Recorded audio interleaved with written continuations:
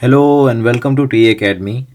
In today's lecture, we'll be solving a non-inverting amplifier design problem. Our requirements are that we should have a non-inverting gain of 10 from the circuit. The input voltage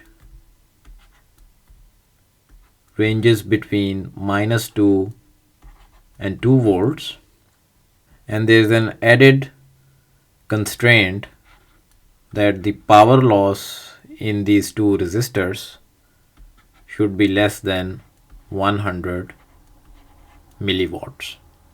So this is the problem. So in a non-inverting amplifier, the input Vin is applied at the positive terminal.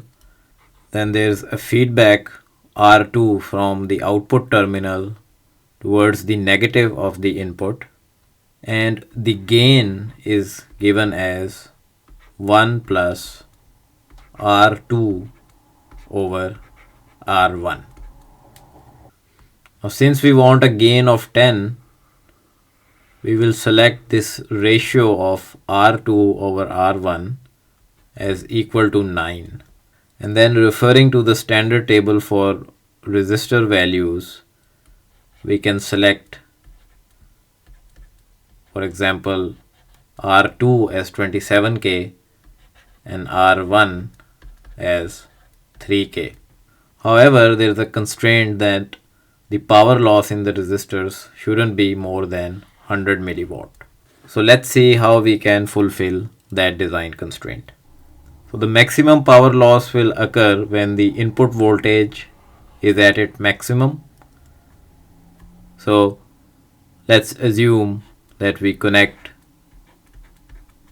a voltage source of 2 volts at the input, and we know that in an ideal amplifier V positive is equal to V negative.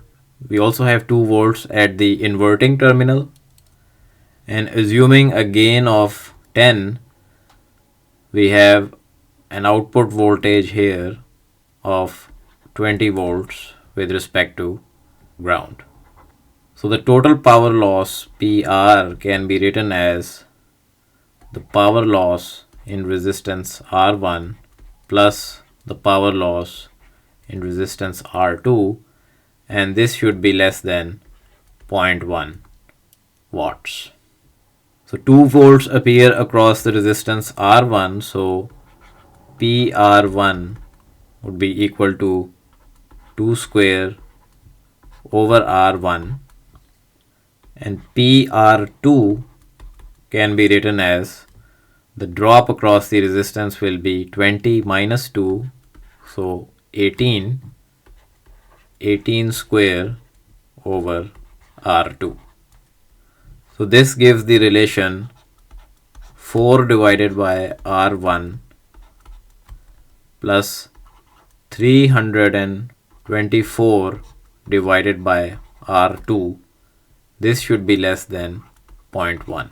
And here I am replacing R2 with 9 times R1. So this can be then written as 4 over R1 plus 324 divided by 9 times R1 less than 0.1, which if we simplify comes out as R1 should be greater than 400 ohms.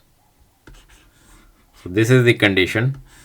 Our initial guess of R1 equal to 3K fulfills to that requirement, and we can be sure that the power loss in the resistors will be less than 100 milliwatt.